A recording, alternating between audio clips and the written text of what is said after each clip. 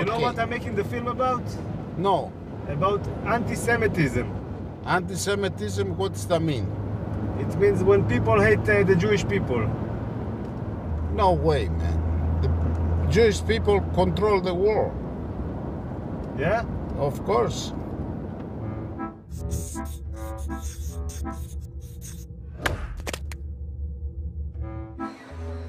Being an Israeli Jew, I have never experienced anti-Semitism myself, but it's a phrase that always seems to be in the air.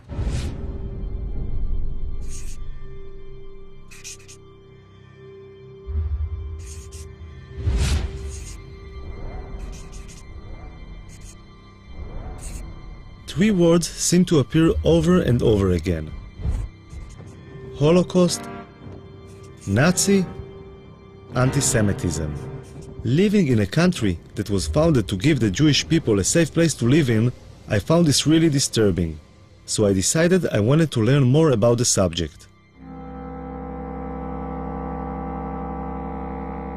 Ladies and gentlemen, this is Abe Foxman, the head and face of the Anti-Defamation League. I have been lucky to have survived by miracle the Shoah. Very nice, very good. The ADL is the biggest organization in the world fighting anti-Semitism, with a budget of over $70 million a year. Abe Foxman has become the symbol of the fight against anti-Semitism in the world today. I thought he might be able to open some doors for me. So I asked him to help me out with my film. Abe Foxman was very welcoming. I think he liked the idea of an Israeli filmmaker taking an interest in anti-Semitism, and he agreed to give me unprecedented access to his organization, which has its headquarters in Manhattan. He's doing a film, which I still don't understand what it is, but we said yes, yes, and yes.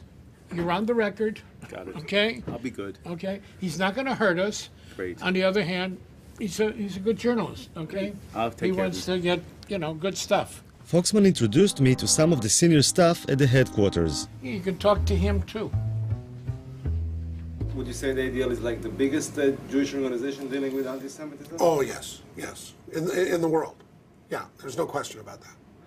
Yeah, certainly in the United States, but I would say in the world. We have all of our 27 offices all over the country with their ears to the railroad tracks. It starts with an insult, a denigrating statement, and at the very top, what you have is genocide.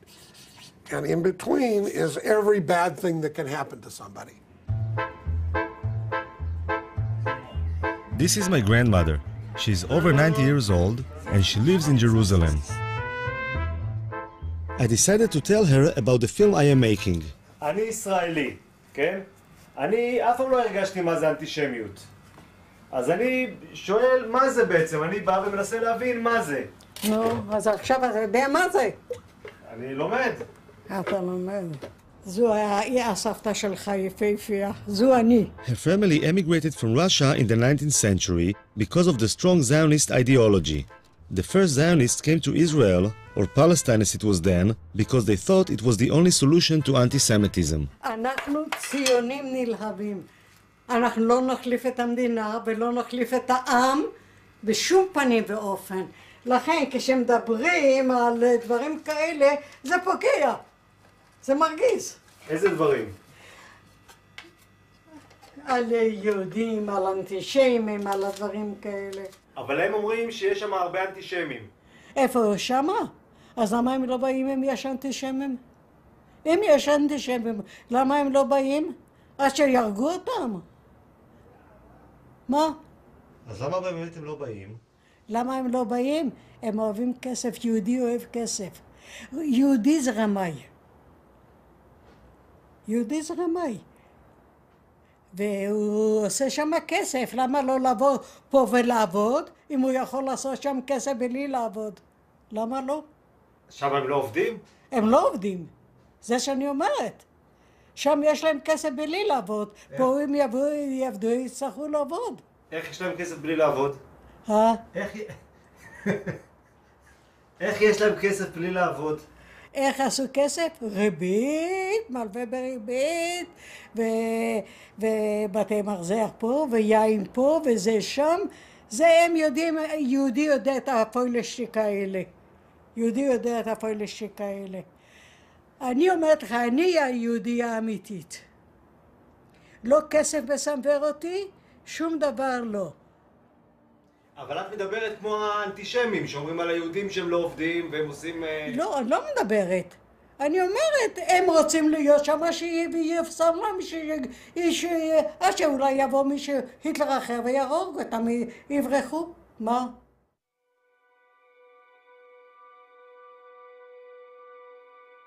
Tens of thousands of Israeli high school students fly to Poland each year to learn firsthand about the Holocaust, the worst genocide in human history and the most terrible result of anti-Semitism.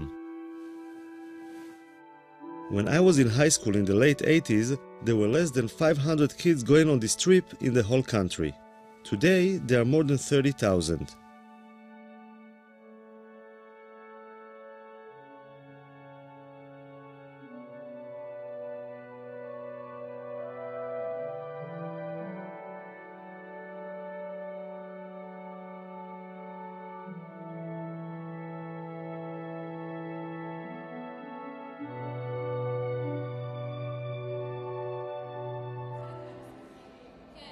I decided to join them on their journey and their initial preparation, which takes place in Yad Vashem. יש כאלה תאים של השריפה, זה למעלה זה שמכניסים את הגופה והלמטה זה החומרי בעירה. יצא להם גז במקלחת, יצא גז ציקלון B. פה אנחנו רואים כבר את הגופות. אותה שהם יצאו, הוציאו להם את השיני זהב מהשיניים. ורוב מי שעשה את זה היו יהודים ששמו אותם בתוך המשרפות, את הגופות. כל אחד יגיד מה החיבור האישי שלו למסע, למה הוא רוצה לנסוע לפולין. אני דור שלישי לניצולי שואה, ומהרגע הראשון שסבתא שלי סיפרה לי על סיפורים על השואה, ראיתי את המבט שלה, מבט שלא נסלח ולא נשכח. וראיתי מה היא מרגישה, אבל לא הרגשתי את זה גם. זה בעיקרון מה שאני רוצה להרגיש במסע, את התחושת של לא לסלוח ולא לשכוח. The kids are going through a longer preparation for the trip to Poland. The school counselor is in charge of their mental preparation. ותנסו באמת להבין את הקשר בין אז להיום. זאת אומרת, האנטישמיות זה דבר שלא נגמר. בעקבות השואה קמה מדינת ישראל, אבל האנטישמיות זה משהו שיש עד היום, וכל הזמן תקראו עיתונים, יש מקרים אנטישמיים לכל רחבי אירופה ובארצות נוספות. כך שאתם כיהודים, כדור העתיד, ככאלה שעובדים להתגייס לצבא, צריכים לפגוש גם את הצד הזה שלנו. מלבד זה יוצא איתכם גם מאבטחים, יוצאים איתכם מאבטחים, המאבטחים לא יאפשרו לכם ליצור שום קשר עם האוכלוסייה המקומית. תפגשו שם אנשים שלא אוהבים אותנו, תראו, לא אוהבים אותנו, תחשבו שאתם, סלי, גם היום, אני אומרת לכם שוב, גם היום לא אוהבים אותנו שם. זה כאילו האיכות שלנו, שאתה יודע שאף אחד לא סובל אותך, אבל אתה גאה בזה. כאילו מגדלים אותנו מגיל קטן על זה שאנחנו נדע שיש לנו שונאים. לא יודעת, על כל מיני דברים כאלה. ובעצם כשהילד יודע שיש לו שונאים, כאילו מה שקרה בשואה לדורות הקודמים שלו, אז זה גורם לך איזה סוג של כעס לצד השני, כאב, כעס, אפילו שנאה. כולנו יודעים ששונאים יהודים. זה משהו שגם גדלנו איתו כזה, תמיד כזה השנאה ואנטישמיות. תמיד אני לא זוכרת שפעם לא הייתה אנטישמיות. זה יחזק בי את הישראלית שבי, את הציונית שבי ואת היהודייה שבי. אין ספק. Yediot Achronot is the most popular and influential newspaper in Israel.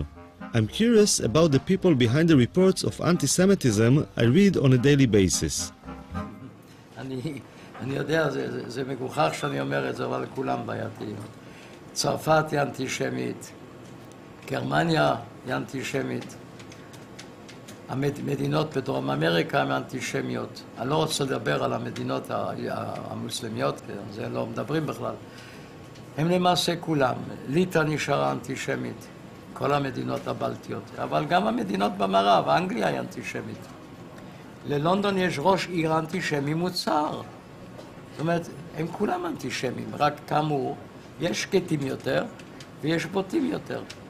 ולמה אני בכלל צריך להיות אובייקטיבי? הם היו אובייקטיביים? כלפינו לא, הם גם לא היו אובייקטיביים. מה זאת אומרת הסיפור הזה? אבל בתור עיתונאי זה... אין דבר כזה בתור עיתונאי. בוודאי שלא, לא במקרה כזה. בוודאי שלא במקרה הזה.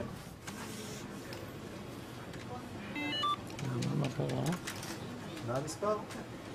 172, 345. זה מספר שאתה לא תשכח. אני הולך איתו כבר 65 שנים. אבא היה באושוויץ 1, אני הייתי באושוויץ 3, ואמא הייתה באושוויץ 2 בבירקנאו. Noach is over 80 years old and is making sure that the future generation of reporters will be just as committed as he is. ירידה זה פחות כותרת מעלייה? פחות. אז עלייה זה טוב. עלייה זה לא טוב, עלייה זה רע. עלייה זה טוב לעיתון. בדיוק.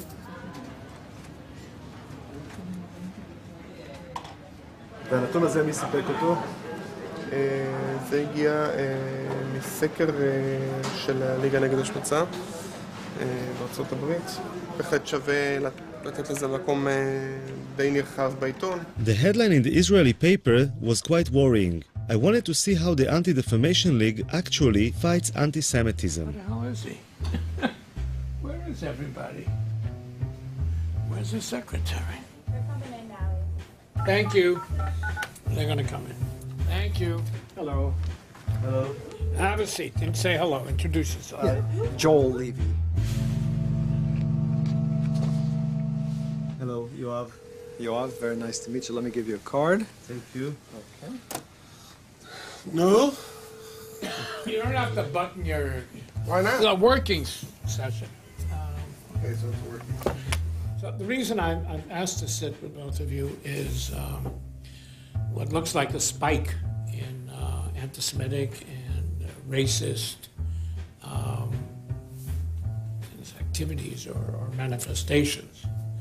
Now, New York seems to be at the center, or at least getting the attention. Where do you see it? How do you see it? Well, I've had a lot of meetings with the police department and last week with the mayor to talk about this. There is a wave. There's no question about it. I don't know if it's attached to the time of the year, maybe attached to the presidential election. I'm not quite sure why we're saying it here. Do you have enough resources to deal with all this stuff? No. We're flooded every day with these things all over the country. It's a very big problem. According to the ADL reports from the last couple of years, the average number of anti-Semitic incidents in the US is around 1,500 a year. I'm hoping Joel Levy can help me find a case I'll be able to follow. What I'd like to do is to follow a case. I understand, yeah. Because, you know, every film needs like a drive. Once we have like a case that we can follow, so that would be great. We're going over the fresh data collected over the last couple of weeks to see if there's anything I will be able to film. We have received in the last week or so someone who employment case, someone who wasn't able to take days off for the holiday, someone who is a school teacher and wanted days off for Shavuot, someone who is a nursing student and had some issues with taking time off as well as with taking time off. We also got a phone call from someone who was complaining about a website that had anti-Semitic remarks on it. Mm-hmm. Someone who was complaining about an article in the newspaper who they thought had anti-Semitic undertones. And that seems to be the roundup. And that's what we've had in the last 2 weeks. 2 weeks. Those are the kinds of incidents that we've had recently. 5 in 2 weeks. So there's no way to predict. There wasn't anything suitable from the last 2 weeks. So Joel Levy tries to help me to find a case. What they're looking for is an incident that they might be able, and they will do all the contact work, but an incident they might be able to follow, to actually see something that has happened, to go to the site, to talk to people there, to show what has happened, the impact on them, how we interact with all of that, and so on. Assemblyman Hikind has a lot of Jewish voters in Brooklyn, and he suggested a case for me.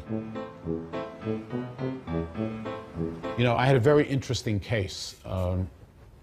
Just last week, a woman went to a funeral not too far from here, thousands of people, and she heard a police officer on the phone say something to someone else, something very derogatory about the Jew something to somebody.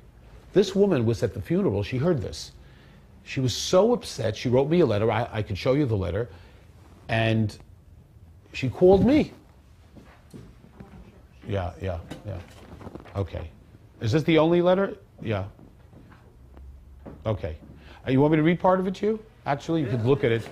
I overheard a very disturbing conversation that a policeman had on his cell phone. I heard him say very loudly, I wasn't even standing close to him, quote, "I'm just finishing this Jewish shit." Sorry for using this kind of language, but this is the exact quote.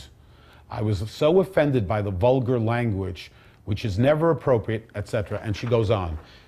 I made it that the police officer called the woman. He apologized on the telephone. Hikin thought it was a good case, but the police wouldn't let the officer go on camera, and the Jewish woman seemed to be satisfied that the policeman had apologized. I realized that it might take some time to find a suitable case to film, and the kids had just finished their preparations, so I had to join them and fly to Poland.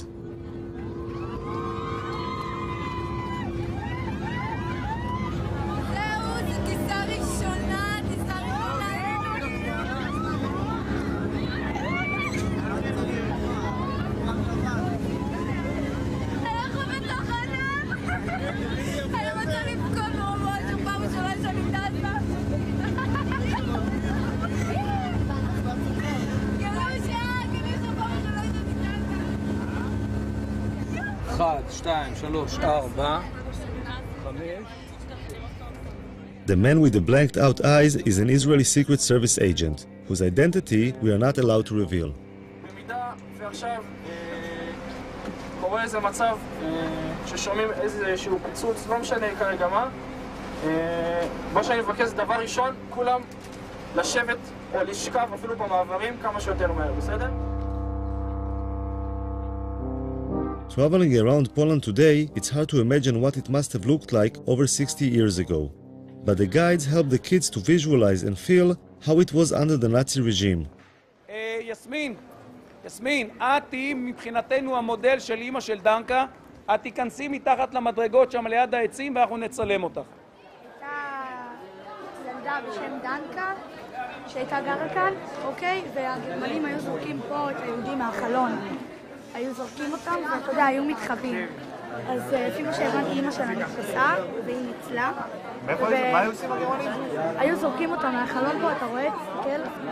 היו זורקים אותם, ואת החפצים שלהם, והיו מחפשים אותם, כי היהודים היו מתחבאים מתחת לרחובות ובארונות. אני כאילו דנקה עכשיו.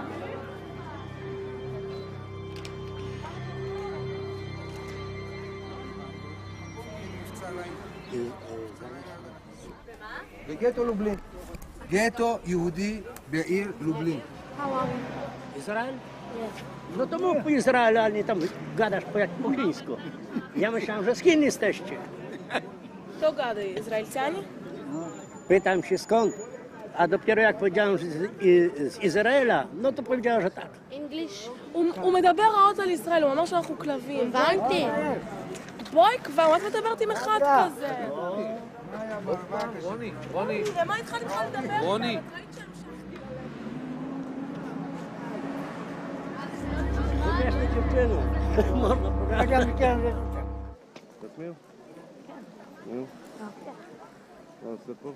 שומר עלינו מהאנטישמיות, כאילו שומר, שלא יבואו מתנגשים או כאילו יעשו לנו משהו בלי ש... את חושבת שזה יכול לקרות? כן, זה יכול. הרגע, היום בבוקר היינו 3 אנשים מבוגרים יחסית, שרק שמעו שאנחנו מישראל ודפקו לי פרצופים ואמרו שאנחנו קופים וחמורים ועוד שנייה כאילו היה מכות שם. הם לא אמרו שום דבר כזה. לא? לא? הם כן. לא?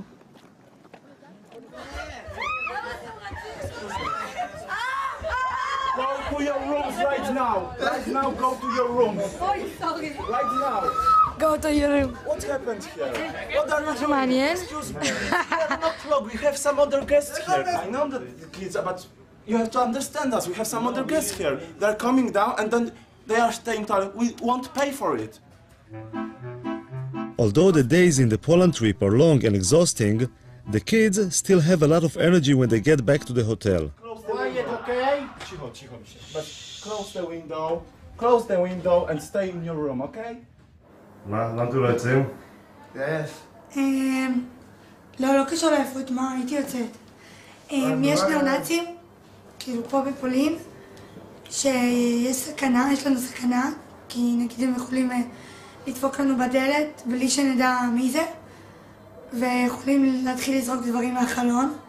זה מה שנגיד הסבירו לנו בארוחת ערב, הביאו לנו תדרוך, שתכלס אנחנו לא במדינה אוהבת, אנחנו במדינה יחסית עוינת.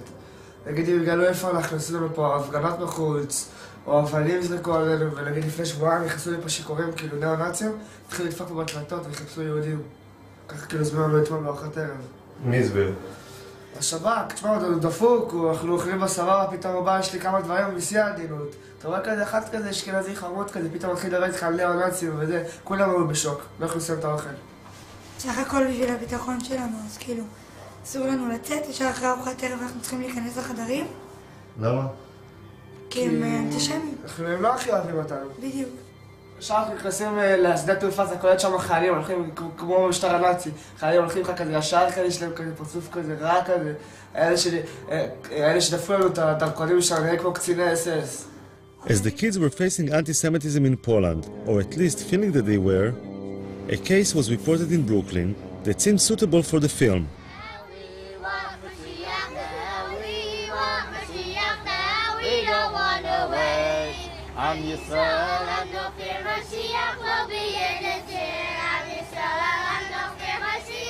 According to the report, a Lubavitcher yeshiva school bus, full of young children, had been pelted with stones as it was making its rounds dropping off children. One of the stones had crashed through a window where one of the children was sleeping and landed in the aisle between the seats. A second stone broke a window and barely missed two other children. Two mothers witnessed the incident and gave descriptions of a group of black youths between the ages of 10 and 12. So were you scared? Were you scared? I was worried for the kids. I was worried for the kids more than for me. What, all of a sudden you heard like a big noise? How was it? Big noise in two windows. Look. So which, the back? In the middle, on the side. And the kids started to shout or what? No, they were quiet? They were sleeping. The 3-year-old was sleeping on the bus. Was going back from school. Crazy, huh?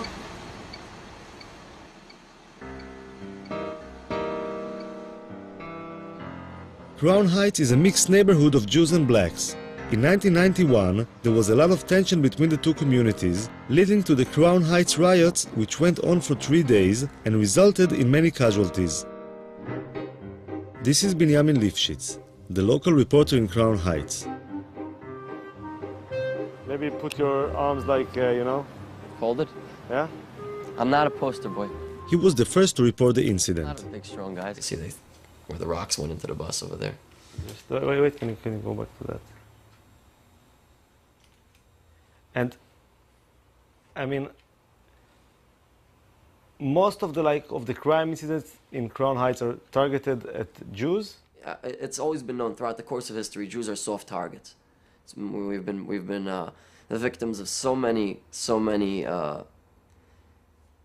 major incidents, genocides and catastrophes and Holocausts and everything. It's just the way we are. We've always been victimized. When a black guy sees two people walking down the street, a black person and a Jewish person, his choice to attack someone will not be a black person. Because a black person, you never know. What is that guy? Does he carry a knife? Does he carry a gun? A Jew is a soft target. It's always been known like that, which is why we always encourage to walk in pairs, which is why we don't walk so much outside, like at night, so to speak, alone.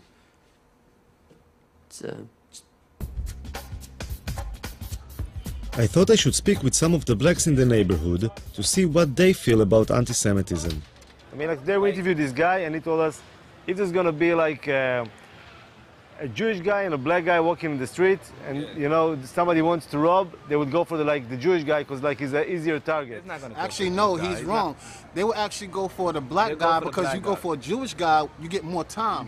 Like the lawyers, the judges will actually give us more time if we rob someone of another race. They're going to classify it as a hate crime. That's why most blacks rob each other because you get less time. So it's like a practical thing, right? Yeah, it's a lot of wisdom behind it. And honestly speaking, like, if you wanted to rob a Jewish person, like, why would you rob a Jewish person? Like, you don't never see them with nothing that would make you want to rob them. Like, yeah, especially them up there. They basic, simple. They don't have nothing. And most people like, how could you target out a Jew person like when all of them dress the same? Like, everybody dress the same. They all look the same. So. And I lived around here 35 years. I have never seen a Jewish person get robbed in this neighborhood. Never. But there are kind of incidents between blacks and Jews, right? There are some issues. Well, it ain't really issues. It's like favoritism. They get treated better. Yeah, like the police will treat them better. Yes, they do. If I'm arguing with a Jew, the cops gonna come to me. They're not gonna bother them. They're gonna think I'm the aggressor. They're not gonna think they're the aggressor because they already have like a perception that Jews are more holier than black people. Let me tell you something, another thing, you know.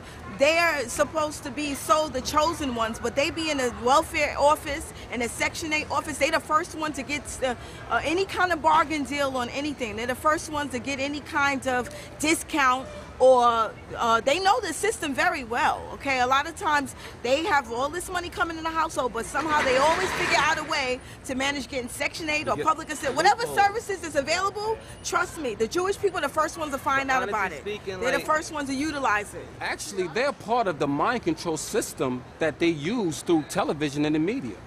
The higher ups. That right there is in a book called The Elders of the Protocols of Zion. That was in like 1898. They was talking about how the Jews will use TV and media and propaganda to control the world and take over the world. So little things like that just, oh man. Who wrote that book? It was a Russian who wrote that book too. Whoever's watching this, Elders of the Protocol of Zion, read it. It gives you an idea, the blueprint to take over the world. It is. They're implementing it right now. It's actually, when you read it, they say it's false. But when you read it, you see everything coming to light. The Protocols of the Elders of Zion describes how a group of all Jews sit around the table plotting conspiracies to take over the world. But that's considered to be like a really anti-Semitic book, you know. It is anti-Semitic to a certain. It's really not anti-Semitic. It's not anti-Semitic. It's like people keep saying things and they really don't know what they're talking about. If somebody's telling the truth, if somebody's telling the truth about something, why does it have to be anti-Semitic? Because it's not in the Jewish people's favor. It's not anti-Semitic. It's just somebody being honest. Facts is what it is. Bottom line. No, but just to put things straight, like this book, the books of the elderly of Zion. That was actually, they said it was written by a Jew actually. So it's really not anti-Semitic. But this book was like kind of a fraud, you know? Yeah, they say it's a fraud. There wasn't such a thing, you know, it's like a bunch of people sitting together running the world, you know? This is kind of bullshit, but you know? But you said that's bullshit? That is not true. This is like a false book. That's not bullshit. As far as like a bunch of people sitting together running the world. The United Nations is a bunch of people sitting together running the world. So how could you say that's bullshit? No, it's different, you know, because... All right, so... Exactly, there's no difference. You said some like pretty harsh stuff about like, you know, Jewish people and stuff like that. No. Hold on, you gotta listen to what let me finish. I mean, like, so maybe when they like see you guys on the streets and they feel like afraid or they feel tension, there is something, you know, like... That goes to what I was telling you before. They don't know us. They never took time to get to know us. She was telling you that they separate themselves from us. They don't want to know us. So when you don't want to get to know someone, you will never. Speaking, you can't. You're trying to manipulate the conversation. No, I'm just asking. No. Because we told you we have no problem with them. Hold on. First of all, why wouldn't we be afraid of them? Also, there's a misunderstanding and there's a lack of communication. How do we know that we're safe amongst them? I mean, talking with them made me realize that living in a mixed community can create a lot of tension that can be easily inflamed. I went to talk about the situation with Rabbi Hecht, one of the leaders of the Jewish community and Commissioner for Human Rights. Even the attack on the school bus. Not every time when somebody calls somebody with a name that you're a Jewish so-and-so or you're a black so-and-so, does that mean that I am a racist in heart or an anti-Semite anti-Semite in heart, or that I'm doing it only because of anti-Semitism. If 5 crimes happen, 5 blacks against 5 Jews, it has to be anti-Semitism. Why? Listen, even if the reason why I hit that Jewish kid is because I knew that he's not going to fight back, or the white woman in this neighborhood who was a Jewish woman, I stole her pocketbook because I know it's going to be easy prey. That's not called anti-Semitism. Now, again, you want to put it into some category and lock the guy up for a longer period of time because he saw a weak woman that he grabbed it. But again, I think we have gone a little too far. Many of the anti-Semitic incidents reported by the ADL happen to Orthodox Jews, since they are the easiest to spot. So I was pretty surprised by Rabbi Hecht's response. Let me tell you guys, I am suspicious when a guy makes a living from a particular situation. So if there's a particular film crew that make a living from blood, that's right. I'm suspicious every time they show blood. If a guy is created only because of anti-Semitism, I'm nervous about his reports. Are they accurate? He has to create a problem because he needs a job. So you're saying, like, I mean, the ADL is not like a credible organization, or? I really can't pass judgment on other organizations, so we'll leave it that way. I'll be politically correct. But listen, clearly the ADL has been responsible in certain areas to flare up things as much as they've helped.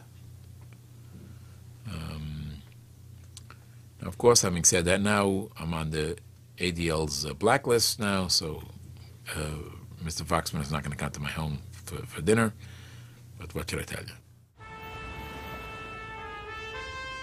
An important part of the ADL's work are the international missions, and Foxman decided to allow me to join him.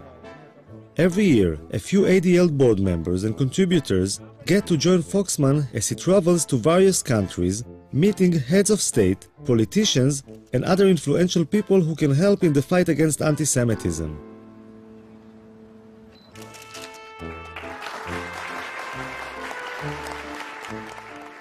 It's like an organized tour, but apart from visiting museums and other tourist attractions, the chosen ADL members get to join Foxman in taking an active part in the struggle against anti-Semitism. You have to debate what is proportionate when someone attacks you. You are serious people, and you're here for serious business, and you're going to see the Holy Father, and everything the ADL does is serious business. The police escort along the way made me realize I was traveling with some pretty important people. We're seeing the Pope tomorrow. Brody Friday. That's the name, yeah. Good job. I can tell you that was Beautiful. How gorgeous. I'm curious about how Mr. Foxman gets to meet all these important people. Why would all these ambassadors, politicians, and heads of state take the time to meet him? It's their perception of the power of the Jewish community, which is one of those sides of the anti-Semitism, which is it's a very thin line, you know. They believe we are more powerful than we are. I've always said Jews are not as powerful as the Jews think we are, nor as powerful as our enemies think we are. We're somewhere in between. But they do believe, to some extent, that we can make a difference in Washington, and we're not going to convince them otherwise. So how do you fight this sinister, conspiratorial view of Jews without using it? Look, when the United Nations comes to its General Assembly, we meet with 40 heads of state, foreign ministers. Why? I think I got it. It's like a poker game in which Foxman bluffs the other side into thinking that Jews have more influence and power in Washington than they really have. The downside is that the idea of Jews being so powerful can result in envy, even hate. Foxman has a very close relationship with the Israeli government. All right. Oh, yeah. A couple of times. Israel relies on Foxman when it comes to issues of anti-Semitism. And being the Jewish state, anti-Semitism is always on the agenda.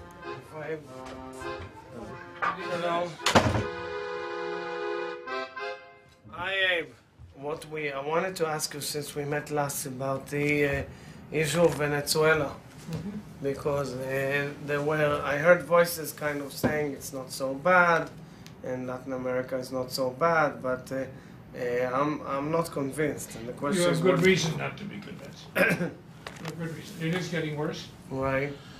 And little by little, as long as oil money works. I'm told that by our experts, it's the only, except for Iran, it's the only government-propagated anti-Semitism today around the world. It's a Formally, right. This is First quite scary. within the country and then outside. So are you pressing in any way? We've talked to Jesse Jackson, who has a relationship, but it's not for camera, but there are other plans. We'll talk about it in a minute. So we have a very beautiful view from here. The first example of what Foxman is talking about was a meeting with a special advisor to the Ukrainian President Yushchenko. The Ukrainian government would like to distance itself from the embrace of the Russians and strengthen its ties with the West, most especially the United States. They believe that the Jews can become their allies in the US Congress. We come to celebrate your democracy, but we also come with mixed feelings. The history of Jewish people in this country is primarily one of tragedy. We would like to see a more active, a more aggressive approach to dealing with issues of anti-Semitism. It took a long... Foxman is concerned about the Ukrainian government's comparison of the famine in the Ukraine before World War II with the Holocaust. The one thing that you need to be sensitive about is not to link it with the Holocaust. Be careful that it not be played as your genocide, our genocide, because that will be counterproductive on all sides. We, of course, respect Holocaust, and I understood your message, and we try to be very, very diplomatic. Here it is. I was impressed by the way Foxman handled the meeting, but it also raised some questions for me.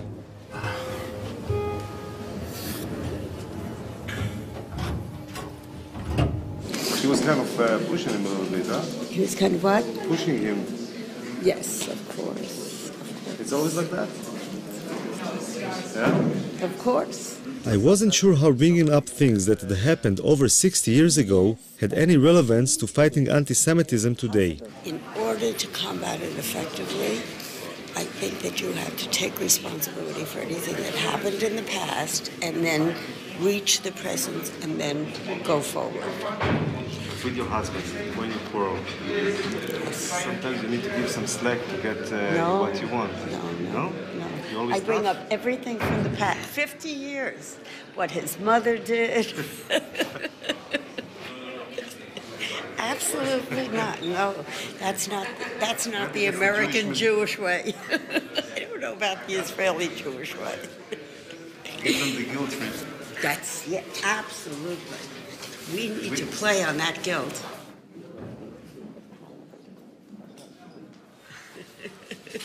I asked when you're having a quarrel, whether she give you some slack sometimes to make up, but she said no. I'm always wrong and she's always right. But wait a minute, do I ever forget anything in the past? Never. Suzanne will tell me 20 years ago what I did wrong. If we have an argument now, but 20 years you did this. I said, but Suzanne, it was 20 years ago. Wait a minute, but do you know why?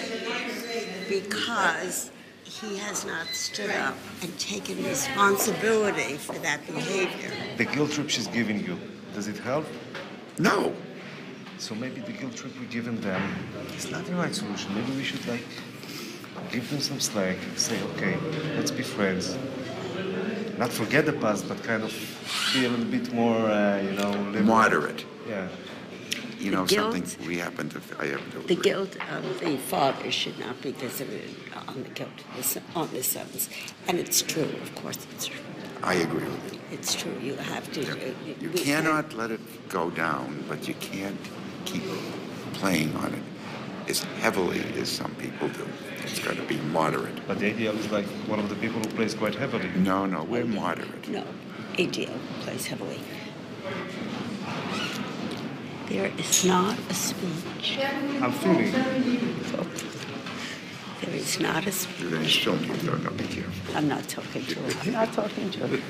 What is he? What are you, the Mossad or something? Shut democracy. We free democracy. We're allowed to say whatever we want.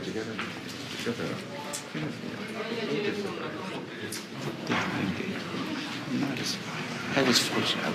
Мои телефоны не забудьте ваши. I'm passionate, believe me. Quite as much.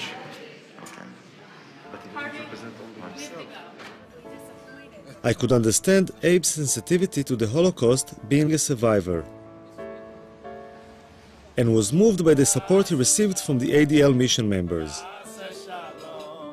But the film I wanted to make is about anti-Semitism today, and I decided to explore on my own an incident I had read about in the papers. In Moscow, a man with a knife had entered the synagogue and had started stabbing people. The incident was recorded on the security cameras.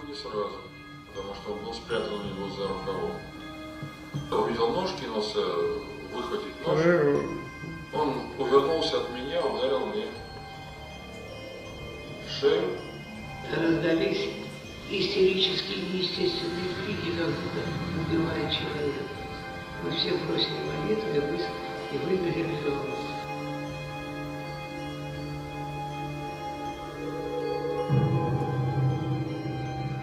The stabbing was a shocking reminder of what anti-Semitism can be. I thought I should speak with the members of the synagogue to see how they felt about their own safety. В Израиле мы все время слышим, что есть очень сильный антисемитизм. Где? Здесь? Неправда. Что Неправда. неправда? Этого Что неправда? нету. Ну нету. Ну нету, понимаете? Нет его. Потом, понимаете, А почему говорят в многие Израиле? евреи сами виноваты. Вот представляете, вот он работает на заводе. И он плохо работает. И его не двигают по службе, не продвигают, карьеры нет. Он говорит, это потому что я еврей. Я говорю, ну я же тоже еврей, а я главный технолог завода. Как же тебя-то нафиг, тебя антисемитизм, а ко мне нет? А почему в Израиле говорят, что здесь очень сильный антисемитизм? Ну что-то надо говорить. Ну что-то надо говорить, как-то себя надо оправдывать. И все свои неудачи в жизни человек это объясняет. Вот я был еврей, вот меня притесняли, вот мне не давали дорогу. Ну хорошо, ты приехал в Израиль. Там тебя никто не притесняет. Что ж ты здесь не продвинулся? I didn't understand. How come these religious Jews, who go to the synagogue every day and are such easy targets for anti-Semites, don't seem so concerned about their personal safety? I decided to ask the local rabbi in Kiev about it. The truth is that for some reason secular Jews are more worried about anti-Semitism than religious Jews, if you noticed. It's not that way. It's just that on their agenda of being Jewish, anti-Semitism is not part of being Jewish for an Orthodox Jew. Part of being Jewish is not fighting anti-Semitism. Part of being Jewish is practicing Judaism. There's no mitzvah in the Torah when you practice Judaism to fight anti-Semitism. At the same time, fighting anti-Semitism is something that's important for the Jewish people, for Jewish communities throughout the world. And very often, people that are not practicing, like you say, that's where they find their thing. So they'll, express their Jewish identity in a way that they'll be fighting anti-Semitism and thereby helping the community, in its fight for anti-Semitism. The rabbi said that it is actually an issue of identity. I wanted to know if Suzanne and Harvey Prince would agree with this theory. Yeah, I mean, you can't film this because, I do think that the ADL helps to reinforce our Jewish identity because we're not Orthodox and we don't have a religious Jewish life. The ADL provides a forum to be Jewish. I mean, it certainly is 99.9% Jewish, and it gives us an opportunity to explore being Jewish, to look at Jewish issues, and it does reinforce our Jewish identity.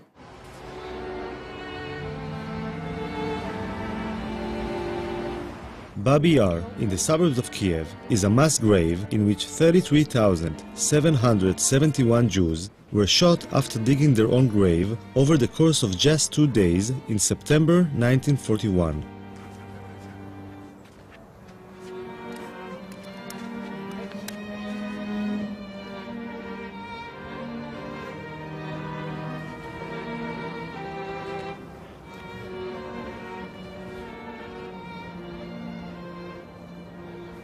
I think the worst thing for me, standing here, is that it could happen today. Oh, God. I agree.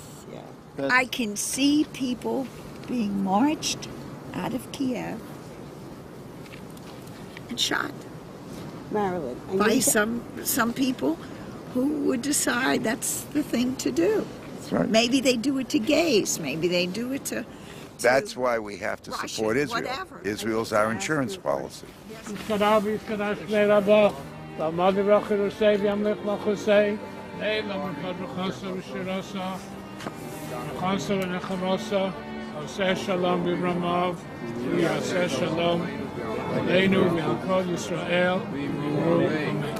it was a question of the continuing existence of Israel, would you move to Israel? Yes, in a minute. Good for you, I tend to say. In a minute. Because as far as I'm concerned, without Israel, there isn't a safe Jew in the world. That's the way I feel. I agree. I agree. So you have two people who immediately move to Israel if you have a problem. Right. If Israel needs, you have two people right I joined the army. They wouldn't take an old lady, but I would be there. I'd roll bandages. He's asking, I don't know. He's asking a question, the journalist. Does that mean that you're more loyal to Israel then? No, of course not. That's right. So how do they like coexist, these two notions? How do I like what? How these two notions coexist? The fact that... Easy. You love your children, you love your husband. You love your friends equally. You love your children more than you love your husband? Of course not. Sometimes. But you might die for your children before you would die for your husband. It's like the question then. You if might. you were in a life Israel is the husband or the kids? I'm sorry? Israel is the husband or the kids? The kids. The kids. The kids. Yeah, the kids. The Israel's love for Israel is love for a child. There's a love for a child that different than a love for a husband. True. There's nothing like really a love for a child. It's a much more protective. Right. No, it's a much more. Okay. According to the ADL mission members, Israel is a child which needs their support, but is also their insurance policy in case something terrible should ever happen again. But at this particular moment, this insurance policy was busy being a teenager making its way to Maidane concentration camp near Lublin.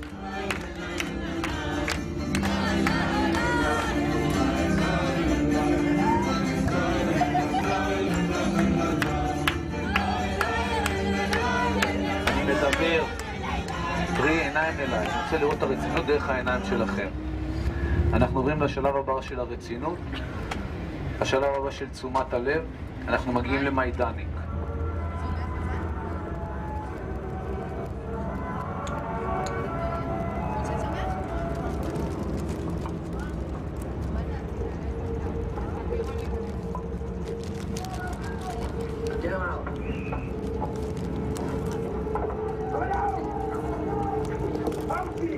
המסע האמיתי מתחיל עכשיו, עכשיו הולכים לראות את כל הדברים המוחשים. עד עכשיו רק ראינו כאילו, אתה יודע, בית כנסת ודברים כאלה, עכשיו הולכים לראות ממש איך השמידו אותם, את המשרפות, הכל. יהיה קשה. והייתה שם מפקדת של הפלד, שקראו לה בריג'יט עצמיית אדם.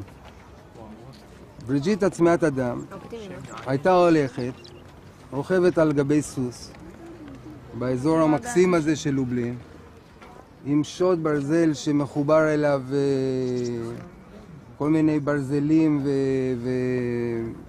כאילו כמו שאתם רואים לפעמים בסרטים של המלחמות, ופשוט עוברת על גבי אסירים ומכה אותם.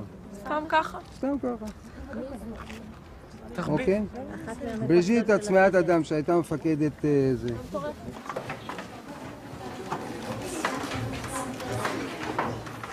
עכשיו, כמו שהסברתי קודם, שליש מהנרצחים פה נרצחו בגז, ושני שליש פחות או יותר נרצחו על ידי התת-תנאים שהם היו צריכים לחיות פה. לכו על זה. אז ייכנסי לסגור את הדלת.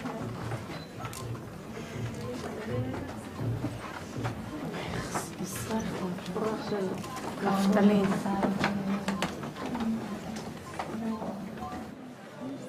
מה אתם מדברות? מאוכזבות. לעצמנו. למה? הוא קצת קשה להקל. כאילו, אנחנו מסתכלים על זה, אני אישית מסתכלת על זה ואני לא... קשה לי להבין איפה אנחנו נמצאים. עדיין. זאת אומרת, רואים, אבל לא מפנימים. הוא מחזב, אתה חושב כאילו, מה, אתה פה עושה את הטעות, אתה אין לך רגישות או משהו. אתה מרגיש כאילו אתה מזלזל בדבר, וזה ממש לא ככה. This was my first time in Majdanek as well, and I could relate to the way the kids felt. The horrors were almost impossible to digest. But the kids just couldn't accept the fact that they wouldn't become emotional after all the preparation they'd been through. אני חושבת שאם מוצאים מדריך למסע כזה, אז הוא אמור לדעת, לרגש ולדעת מה היה כאן. אני חושבת לא יודעת, אני לא מספיק בזה. אני לא מספיק ממצא את עצמי במסע. את לא צריכה, אבל את לא. אני רק ההתחלה, אוקיי. קחי את הזמן שלך, את לא צריכה להרגיש רע עם עצמך שאת לא מצטמרת כל הזמן.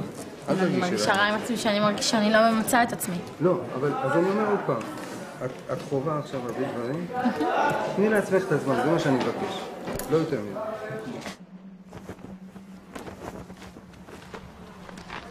ובאמת, אני נותן לך טיפ שתמשיך לעקוב אחרי הגברת בהמשך.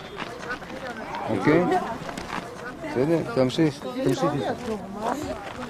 יאללה, גייז, עירוני א', אנחנו ממשיכים. בואו. ופה, ללא טקס קבורה וללא כבוד אחרון, נשרפו מושמדי פה בתנורים האלה, האפר שלהם שימש לדישון אחר כך לגרמנים. הם ניצלו את היהודי מהעבודה שהוא נכנס במחנה העבודה. It occurred to me that after seeing the almost incomprehensible horrors my people have suffered, other people's suffering might seem less significant somehow. I wondered if any of the kids felt this way too. יכול להיות שזאת הבעיה שלנו בעצם. שיש לנו את הרף הגבוה הזה. ופתאום אנחנו רואים בחדשות שהרסו נגיד לערבי את הבית, שצה"ל פוצץ, אז אנחנו אומרים, לא נורא, לנו היה דברים יותר גרועים. אותנו לקחו ברכבות וגרמו ליהודים לראות ביהודים. זה כבר נראה לנו, יכול להיות שזה... אני דווקא חושב שאני אחרי... כי וואלה שאני כי וואלה שאני רואה את זה בטלוויזיה, זה לא מפריע לי, כי אני כאילו אומרת, בסדר, לא נורא, הערבים האלה יש להם הרבה בית. Nofar was not the only one thinking about the Israeli-Palestinian conflict in relation to anti-Semitism. Professor Norman Finkelstein, a Jewish academic from DePaul University in Chicago, has written a book called The Holocaust Industry, in which he accuses parts of the Jewish establishment of making cynical political use of the Holocaust. Dr. Finkelstein, you have some visitors? Whenever Israel faces a public relations debacle or comes under pressure to resolve the Israel-Palestine conflict, they start up this extravaganza called the new anti-Semitism. As it's usually understood, anti-Semitism means an irrational hatred of Jews, born simply of the fact that they are Jewish. But that's not what's going on. Here it's a hostility born of the fact that the state which claims to represent them is engaged in quite brutal violence. I'm sure lots of people I meet have this, what you say, deep down inside, they have this kind of queasy feeling about Jews. I'm sure that's true. But did it have any real substantial repercussions on me in life? The answer is just no. There's a kind of pathological narcissism, navel contemplation. When you are the richest, wealthiest, most successful ethnic group in the United States, you've got the world on a platter, and you sit around and you're talking about anti-Semitism. It's just kind of shameful, I think. At the time I first interviewed Finkelstein, I didn't realize what a controversial figure he was in the eyes of the Jewish establishment. Finkelstein, the son of Holocaust survivors, has been labeled a self-hating Jew, a Holocaust denier, and a madman. I had interviews stopped at the very mention of his name. I know if you Google Norman Finkelstein and Holocaust denier, nowadays you'll get about 10,000 websites. Well, if I'm a Holocaust denier, I would have to be certifiably insane. I would have to be clinically insane. Because, given who my parents were, for me to be denying the Nazi Holocaust, I'd have to be clinically insane. So you have to judge for yourself. You may disagree with me, but is it your impression that I'm clinically insane? Now, if you think I'm not, then you have to wonder, why are those 10,000 websites saying that? Recently, there's this talk about the new anti-Semitism, which is very related to Israel.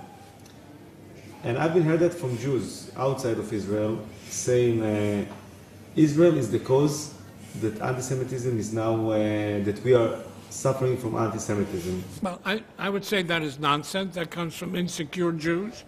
I think people use Israel as an excuse to rationalize and legitimize, because in many places of the world, anti-Semitism is not acceptable. It's not polite, it's not proper. But if you can camouflage it, if you can find a platform of a news event, of a political discourse, then you use it. And we find every time there is conflict in the Middle East between Israel and somebody else, the level of anti-Semitism spikes. Why? Because the anti-Semites come out of their woodwork, and now they can express themselves in their anti-Semitism in what they consider a legitimate, licensed way. Strangely enough, Foxman and Finkelstein agreed on one thing, which is that most anti-Semitic incidents nowadays fall under the category of new anti-Semitism. The difference is that Foxman says that anti-Semites found a new target called Israel, to which they could express their anti-Semitism, while Finkelstein believes that saying that is a cynical misuse of the term anti-Semitism. But attacks on the ADL seem to be coming from all directions. So today in America, there are two professors who are saying that Jews are more loyal to Israel than to America. Mearsheimer and Wald. See, this is what Mearsheimer and Wald. Mearsheimer and Wald. Steve Wald and John Mearsheimer are two academics from the universities of Harvard and Chicago who wrote a book called The Israeli Lobby. They claim that there is a lobby in the US whose role is to support Israeli policy even if this policy goes against the interests of the US. The role of the ADL in this lobby is to silence those who criticize Israeli policy, saying they are actually anti-Semites in disguise. Walt and Mearsheimer were invited to Israel by Gush Shalom, a left-wing Israeli organization whose head is Uri Avneri, a former parliament member and a peace activist. I was very happy that they accepted our invitation and agreed to come here. Actually, we were a little bit afraid in the beginning that there may be some difficulty to get them into Israel, especially after what happened to Professor Norman Finkelstein, who has been arrested and kept in prison, actually, and then deported. Steve and I have traveled all over the United States, and we've traveled all over Europe talking about the lobby. I have honestly been struck by how little evidence we've come across of anti-Semitism. This is not to say that we don't run into lots of people who are critical of Israeli policy and shake their head at what the Israelis are doing. אבל לנו כישראלים זה לא טוב שיש לנו בעצם את הלובי הזה מאחורינו שם? כתושבי ישראל שגרים פה בעצם. קודם כל, שאלה מאחורי מה? ומי זה אנחנו במקרה זה? הלובי הזה תומך בימין הישראלי, הוא מאולמרט ימינה, חביבם הוא ביבי נתניהו, וימינה מביבי. מעבר לביבי נתניהו, הימין הכי קיצוני. כאשר הייתה ממשלה שמאלית כאילו, היחסים היו רעים מאוד. ההתלהבות צנחה. כוונות מאחורי הארגון הזה הן כוונות טובות, לא? לחימה באנטישמיות זה מטרה טובה. אני כבר לא יודע, לא בטוח. אני כבר לא יודע, אני לא יודע מי משרת פה את מי. אנחנו אותם או הם אותנו. אם אנחנו מכתיבים להם מדיניות, או שהם, כמו שאמרת קודם, או שהם מכתיבים לנו מדיניות. אף אחד מהם לא לוחם באנטישמיות. הם לוחמים נגד ביקורת על ישראל. זה שני דברים לחלוטין שונים. כמעט שאין אנטישמיות באמריקה, זה אגדה. אין, ממש אין. לו הייתה, גם השדולה הייתה מתנהגת אחרת. אין. התופעה הזו שנקראת אנטישמיות היא קיימת רק בתקשורת הישראלית. ועל ידי כל מיני פונקציונרים יהודים בעולם שהם מתפרנסים מזה, שהם לוחמים באנטישמיות. איפה יש אנטישמיות? אין כלום. בעולם ישראל מצבה של היהודים באמריקה, מצבם לא היה כמו היום. מה, אנטישמיות זה המצאה ישראלית? המצאה יהודית? אנטישמיות? אנטישמיות היום? מידה רבה כן. כל אחד פוחד מאנטישמיות בגלל הזיכרונות ההיסטוריים, והיהודים מפוחדים תמיד. באמריקה היהודים, כמה שהם חזקים וכמה שהם מושלים באמריקה למעשה, הם פוחדים מהצל של עצמם. כל רגע, אחרי כל עץ, מסתתר אנטישמיות. בולשיט, אין דבר כזה. אנטי-ערבים, אנטי-מוסלמים, אנטי-שחורים, אנטי... מה שאתה רוצה. אנטישמים? פשוט אתה צריך זכוכית מגדלת שנמצא אותם, ויש כאלה שהולכים עם זכוכית מגדלת, כמו שרלוק הולמס, ומוצאים אנטישמים. Abe Foxman's spokesman, Ari O'Sullivan, was the last person I expected to see at the event. What was he doing here?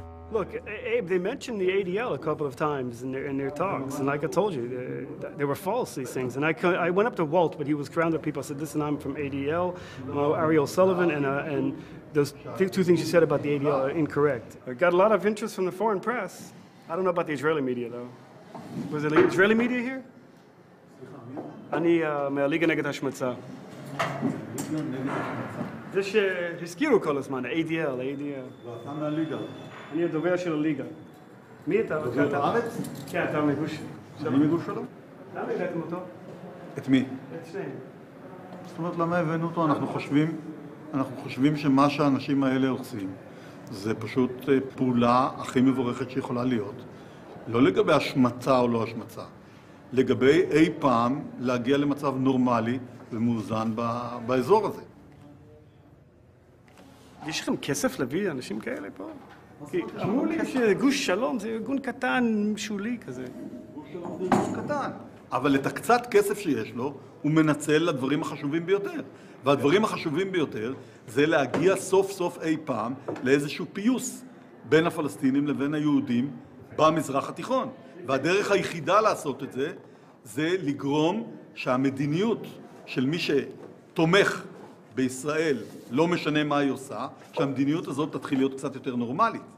זה לא מקרה שהאנשים האלה הוציאו ספר שכל העולם רעש ורגש בגללו. I don't know if the whole world was shaken by Walter Mearsheimer's book, but the Jewish establishment certainly was. Why do two such established, credentials, respected academics engage in such a shoddy piece of work on what subject? At the annual ADL convention, the Israeli lobby book was the center of attention.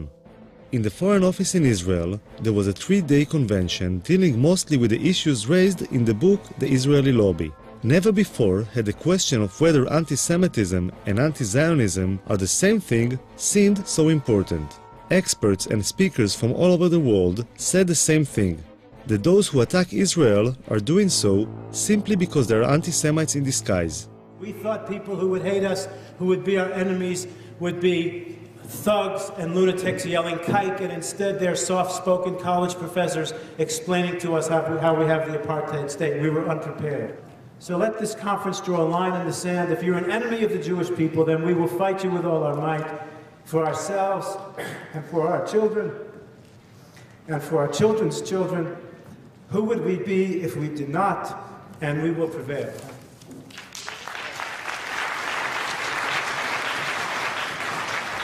After 3 days, something happened which was more or less the equivalent of a bomb being thrown into the room. If you came down from space, you would think, having looked at this conference, that there was absolutely no problem in the West Bank or in Gaza.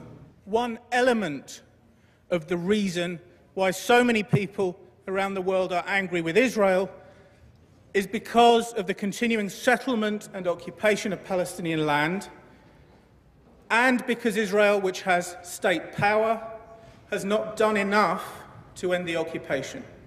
One of the reasons.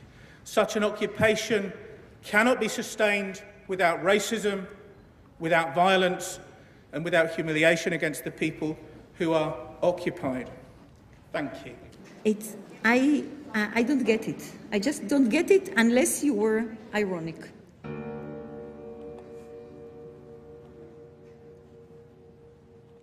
Listen, David. Yes. We appreciate your work. We invited you to speak. Yes. But what you did today was a kind of a preaching about looking for human rights that we don't have. This is more or less what you said. There are problems with human rights in the we territory. don't say It's that. insinuative. What do you say? No, Not I only choose that. to say something which has not yet been said by everybody. Just it's for very the simple. provocation? No, not for the provocation, because Palestine was not mentioned It was in this mentioned conference. all Not over. once, maybe by guilt. It was mentioned It was mentioned yesterday as Palestine is the anti-nation.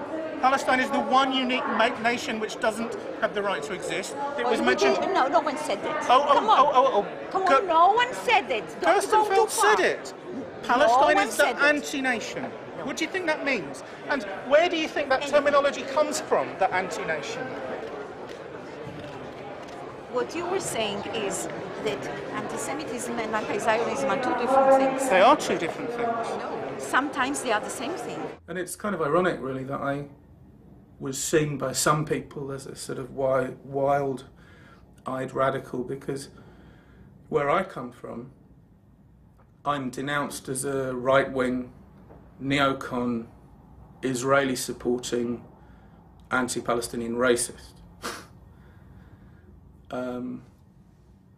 What does it say about this conference then? Well, it says about this conference that there were some hard right-wingers there. There you go.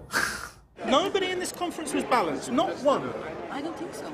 Speaking with David Hirsch made me realize that it is very difficult to represent any other approach in the Jewish world. Those who try to say anything different are being silenced. And Dina has a go at me for not being balanced. You hinted too much. You were not explicit enough. Should have more time maybe. Hirsch was right. The occupation as a possible reason for justified criticism was not mentioned. Many Jewish people see anti-Semitism as a force of nature. It has always been there and will always be there. It will just take on different shapes and forms. I find this difficult to accept. This is a conference about people around the world blaming Jews as the worst human rights violators on the planet. And the people who support Israel are now under attack as supporting the colonialist apartheid state of Israel. This is a warrant for attack on Jewish people. It is internationally recognized that anti-Zionism is sometimes anti-Semitism. Dina, you know what? And who As an Israeli, this is the only thing that leaves me hope, to differentiate these two. Why? Because otherwise there is no hope. Otherwise, this is a doomed. But this is closing your This eyes. is a doomed, You're right. fatalistic But approach, you're closing your which eyes. leaves us no hope at all. But you see what he's doing. He's doing exactly he has the problem of the left, and here's the problem. Here's the problem. This analysis. This is just like the wife who's beaten by her husband, who goes to the psychiatrist and she says, "It must be something I did, because if it's not something I did, then it's hopeless. Then he's a madman." Well, you need to find something you did to cause the hatred against you. But guess what? It's nothing that you did, and it's too bad. You are in chaos, and the world is dangerous. And Islamism, funded by the Saudis, is teaching gazillions of people around the world that you are evil before you came to Israel. So this is your problem. You're exactly right, and you don't want that to be true. Maybe they're right. Maybe I'm just naive. Maybe all those people who criticize Israel really are anti-Semites in disguise. I'm heading to Chicago to speak with John Mearsheimer. co-author of the Israeli lobby. I hope to have the courage to ask him if he is really an anti-Semite in disguise.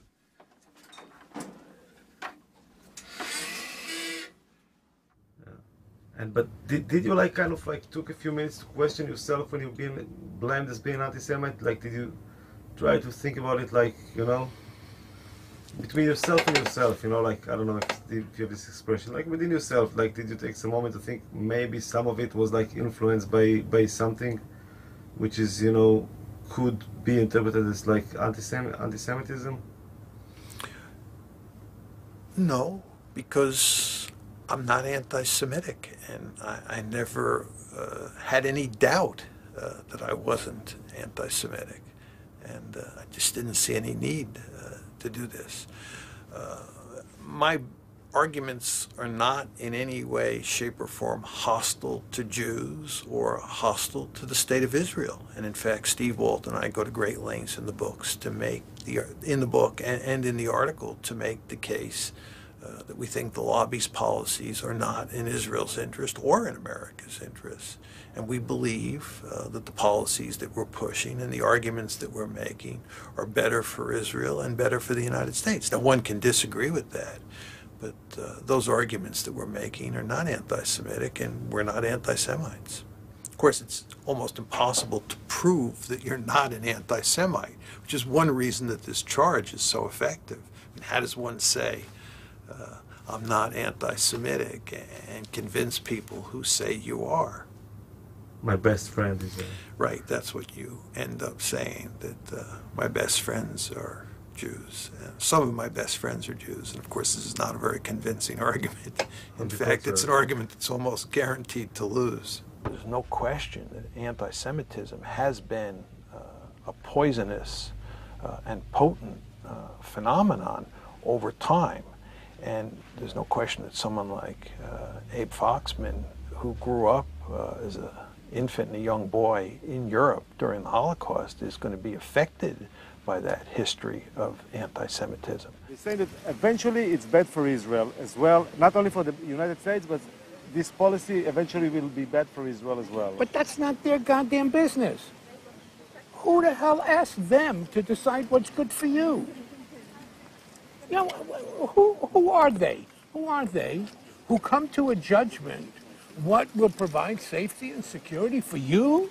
Keeping them on. That's not their business. Look, I have an obsession in this place with one thing, which we need to find a way. The latest battle Abe Foxman had taken upon himself against the anti-Semitic Polish dolls made me realize that his devotion to Israel is only part of the overall picture. Traditional Jew, I would say even stereotypic Jew, holding a bag of money and a zloty. It's a good luck charm to buy people if they go into a new house or business because the Jews are so good with money. It is disgusting. It is disgusting. And now, in the economic crisis, you want to know how serious Jews and money is? Jews are money. Is that what you want? But somebody's good with money. It's not a bad thing, You know what? We're in Auschwitz. Those are the things that paved the stones to lead to Auschwitz. Because if Jews have money and you can get rid of the Jews, you can get their money. What kind of a good thing is that? Foxman is like a very sensitive radar for Jewish issues.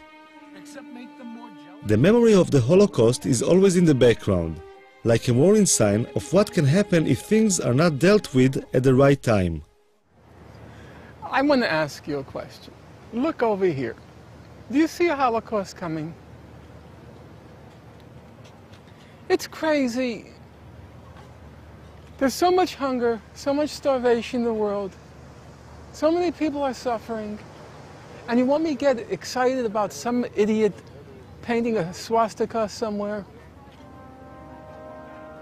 Finkelstein lost his job at the university because of what he claims was pressure from the Israeli lobby.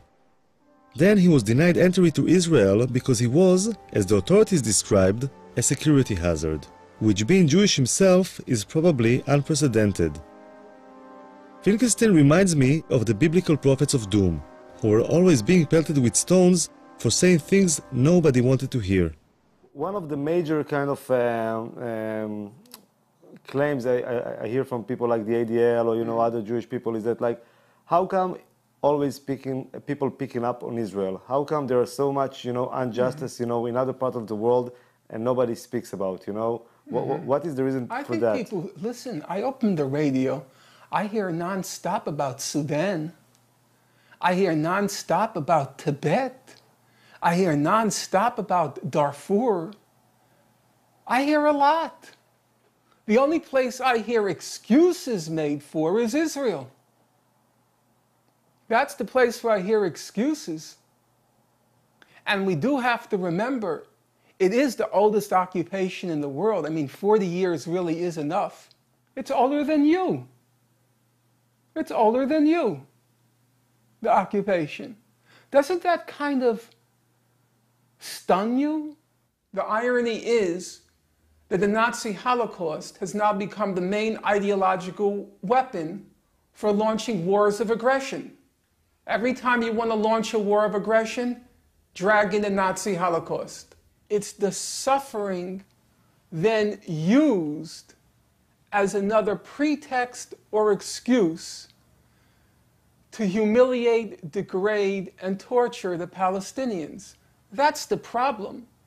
The suffering comes as a package. It then comes, here is the suffering, now we blow up your house. Here is the suffering, now we take your land. Here is the suffering, now we drop artillery shell or shoot artillery shells at your villages. It's a package deal with Israel and its American supporters. It's not just suffering, it's suffering which is then wrapped in a club. And the club is then used to break the skulls of the Palestinians. That's the problem. It's not being used to educate people. It's not being used to enlighten people. It's not being used to make people more moral. It can be. But it's not. I mean, it's not. That's the whole point. Of course it can be, but it isn't. It's the best thing that will ever happen to Israel if they get rid of these American Jews who are warmongers from Martha's Vineyard. And they're warmongers from the Hamptons. And they're warmongers from Beverly Hills. And they're warmongers from Miami. It's been a disaster for Israel. It's the best thing if they can ever get rid of this American Jewry. It's a curse. For Finkelstein, Foxman is the main enemy. You see? That's why you're not going to get people's attention, for things like that. Some people laugh. You're comparing Foxman to Hitler, that's kind of... It's an insult to Hitler. Hitler at least didn't do it for money. Finkelstein took his own trauma as the son of Holocaust survivors to the opposite extreme. When I asked him if he had any sympathy for the Israeli victims as well as for the Palestinians, he compared Israeli casualties to the German casualties in World War II. You're funny. I have to tell you, you're funny. You come from a society in which everyone calls everyone a Nazi, right? They called Rabin a Nazi, Ben-Gurion called Jabotinsky a Nazi, Jabotinsky called Ben-Gurion a Nazi, Begin called Ben-Gurion a Nazi. They all said, each of them said, one is worse than Hitler. That's the whole language of your society. It's also the language I grew up with. Everything in my house, the food worse than Auschwitz, the clothes worse than that. That's the house you grow up in. And all of a sudden, you get so pious when they go like that. Your whole society is like that. Why was Rabin? You don't remember when they made Rabin with the SS before he was shot? And then you all of a sudden get so pious. I just think about how people... Because of what? Because of Abe Foxman? We have to be pious with Abe Foxman? A hoodlum and a thug? I'm just trying to think how other people will perceive it, For myself, you can go and do it all day long, I did it with you. You're an Israeli. Yeah, but it's on film, it's on film, Other people will see it afterwards. Then take it out! That's why you're an editor. No, that's obviously, you know, should stay in the film. You know, I'm that's fine. You think I care? You think I care?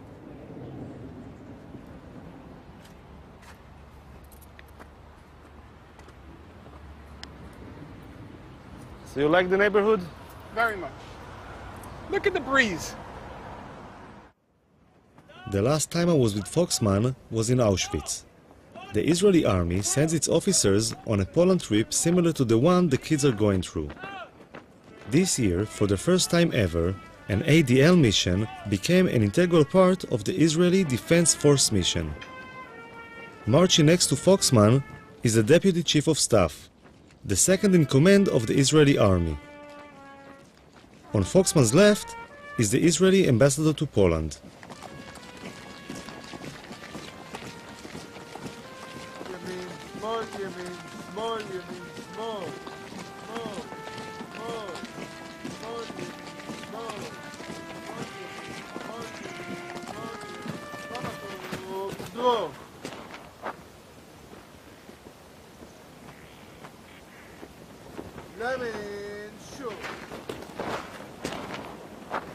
This is the biggest cemetery in the world. In the world. Poland?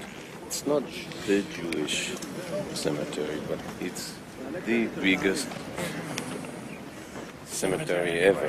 Yeah. 1.5 million Jews. But they're 3 million. Yeah, but this place was the worst.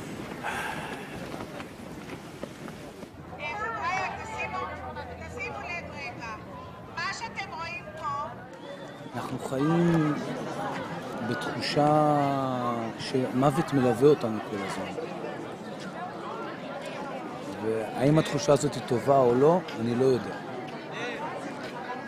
כלומר, כל הזמן עוטפת מעלינו, ופה אתה רואה את זה בעוד שהפכו את זה לתעשייה. תעשיית המוות. הגרמנים התחילו עם זה, ואנחנו היום מנציחים את התעשייה הזאת. האם... אתמול אני חשבתי הרבה האם אנחנו, ואמרתי לך את זה בערב אתמול, בשיחה. האם המצעד החיים הזה זה דבר טוב או רע, כל המפעל הזה? אנחנו מנציחים את המוות, ואנחנו בכך לא הופכים לעם נורמלי. זה שאנחנו שמים דגש על המוות ועל מה שקרה, וצריך לזכור, ללא שום ספק. ואנחנו יותר מדי חיים בתוך זה, וזה גורם לנו לא להיות עם נורמלי, זה גורם לנו להיות עם... זה גורם לנו להיות... שבה נרצחו 20 וכמה חבר'ה פולנים כאן בחצר הזאת, אז אל תשבו על האנדרטה בבקשה.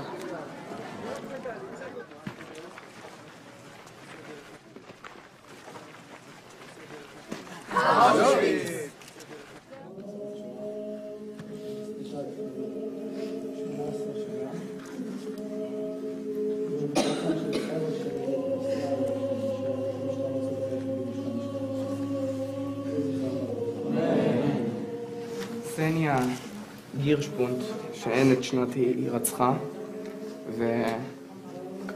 ורוב הסיכויים שנרצחה בבית החולים בקייב על ידי הנאצים. יהי זכרה ברוך.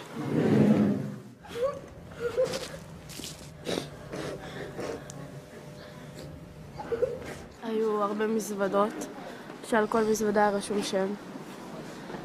היו בגדים של תינוקות, כפפות, חולצות, מכנסיים. היה הרבה זוגות נעליים של ילדים ושל מבוגרים. היה הרבה סירים, גלחץ לנעליים, מברשות שיניים, כל רכוש קיומי כאילו בסיסי.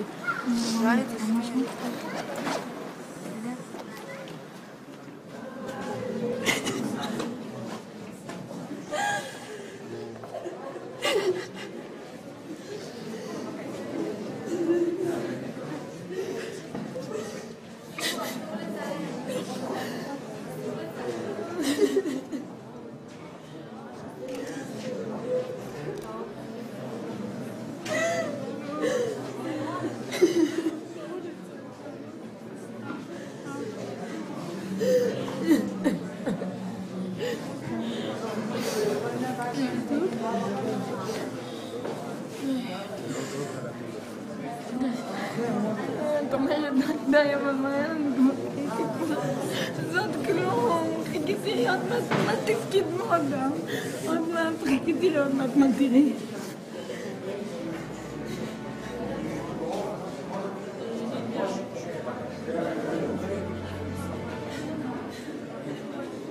זה עכשיו זה שרוצחים אותך בגלל הנאום שלי, זהו, עשר בגלל הנאום שלי, שאתה לא עשיתי כלום. שאתה לא עשיתי כלום.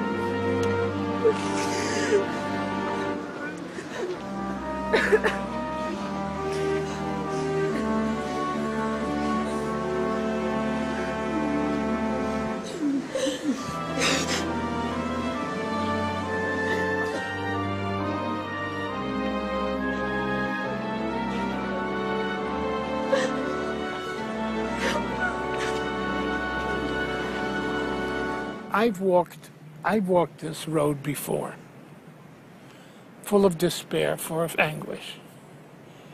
To walk and feel the strength behind you of 150 officers of all the levels of the Israeli army, I walked with pride. I walked with hope. I hope with strength.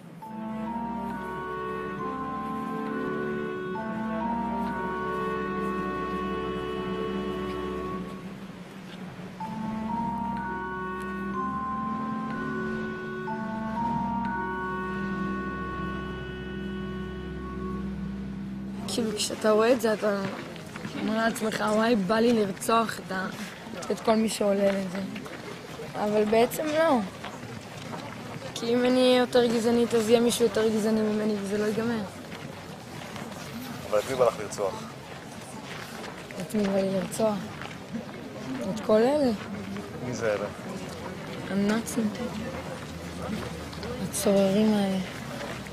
טוב, הם כבר, את יודעת, מתו. כן, אבל תאמין לי שיש להם דורות. אמנם לא כמוהם, אבל יש. My filming was coming to an end. As I looked at the sleeping kids, I thought that putting so much emphasis on the past, as horrific as it has been, is holding us back.